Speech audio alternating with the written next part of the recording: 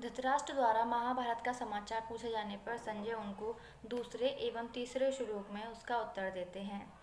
दृष्ट्वा तु पाण्डवानीकं व्यूढ़ं दुर्योधनस्तदा आचार्यमुपसंगम्य राजा वचनमब्रीत। पश्यतां पाण्डुपुत्राणामाचार्य महतीं च मूं व्यूढ़ां द्रुपदपुत्रेण तव शिष्येण धीमता।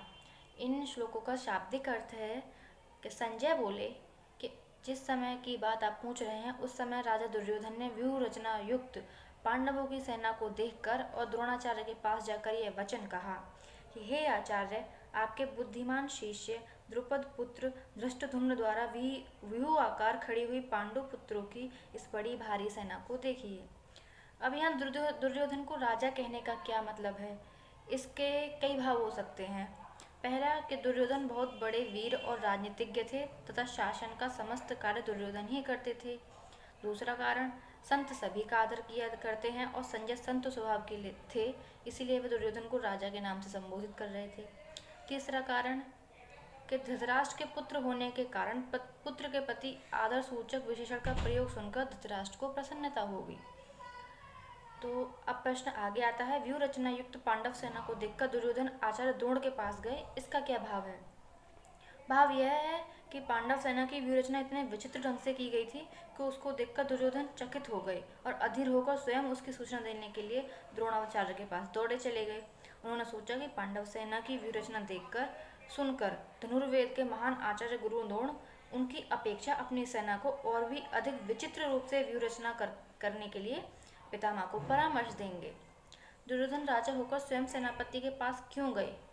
क्योंकि द्रोणाचार्य उनके सेनापति थे, तो उन्हीं को अपने पास बुलाकर सब बातें क्यों नहीं समझा दी? तो उत्तर है, यद्यपि पितामह भीष्म प्रधान सेनापति थे, परंतु कौरव सेना में गुरु द्रोणाचार्य का स्थान बहुत उच्च था और बड़े ही उत्तरदायित्व का था। सेना में जिन प्रमुख योद्धाओं की जहाँ नियुक्ति होती थी, यदि वे वहाँ से हट जाते तो सैनिक व्यवस्था में बड़ी गड़बड़ी मच जाती। इसलिए द्रोणाचार्य को अपने स्थान से ना हटाकर दुर्योधन ने ही उनके पास जाना उचित समझा। इसके अतिरिक्त द्रोणाचार्य वयोवृद्ध और ज्ञानवृद्ध होने के कारण ही गुरु होने के कारण आदर के पात्र थे और दुर्योधन को उनसे अपना स्वार्थ सिद्ध करना था, इसलिए भी उन्हें सम्मान देकर उनका प्रिय पात्र बनना उन्हें अभिष्ट था। पारमार्थिक दृष्टि से तो सबसे नम्रतापूर्वक सम्मान युक्त व्यवहार करना कर्तव्य है ही। राजनीति में भी बुद्धिमान पुरुष अपना काम निकालने के लिए दूसरों का आदर किया करते हैं। इन सभी दृष्टियों से दुर्योधन का द्रोणाचार्य जी के पास जाना उचित ही था। अब प्रश्न है, धृष्टद्युम्न द्रुपद का पुत्र है, आपका शिष्य और बुद्धिमान है, दुर्योधन ने ऐसा किस अभिप्राय से किया? दुर्योधन बहुत बड़े कूटनीतिज्ञ थे, चतुर थे। धृष्टद्युम्न के प्रति प्रतिहिंसा और पांडवों के प्रति द्रोणाचार्य की बुरी भावना उत्पन्न करने के लिए, उन्हें विशेष उत्तेजित करने के लिए दुर्योधन ने धृष्टद्युम्न को द्रुपद का पुत्र और आपका शिष्य, बुद्धिमान शिष्य कहा। इन शब्दों के द्वारा वह उन्हें इस प्रकार समझा रहे हैं कि देखिए, द्रुपद ने पहले आपके साथ बहुत बुरा बर्ताव किया, फिर उसने आपका वध करने के उद्देश्य से ही यज्ञ करके धृष्टद्युम्न को पुत्र के रूप में प्राप्त किया।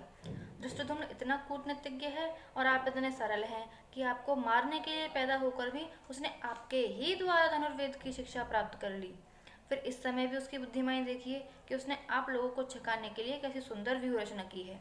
ऐसे पुरुष को पांडवों ने अपना प्रधान सेनापति बनाया है जो आपका शत्रु है। अब आप ही विचारिए कि आपका क्या कर्तव्य है। यहाँ उत्तेजित करने के लिए दुर्योधन द्रोणाचार्य जी को उकसा रहे थे। प्रश्न है, कौरव सेना 11 अक्षौहिणी थी और पांडव सेना केवल 7 अक्षौहिणी थी, फिर दुर्योधन ने उसको बड़ी भारी और महती क्यों कहा और उसे देखने के लिए आचार्य से क्यों अनुरोध किया? उत्तर है, क्योंकि संख्या में कम होने पर भी वज्र व्यूह के कारण पांडव सेना बहुत बड़ी मालूम हो रही थी। दूसरी बात यह है कि संख्या में अपेक्षाकृत स्वल्प होने पर भी जिसमें पूर्ण सुव्यवस्था होती है वह सेना विशेष शक्तिशाली समझी जाती है। इसलिए दुर्योधन कह रहे हैं कि आप इस व्यूहाकार खड़ी की हुई सुव्यवस्थित महती सेना को देखिए और ऐसा उपाय सोचिए जिससे हम लोग विजयी हो जाएं। जय श्री कृष्ण।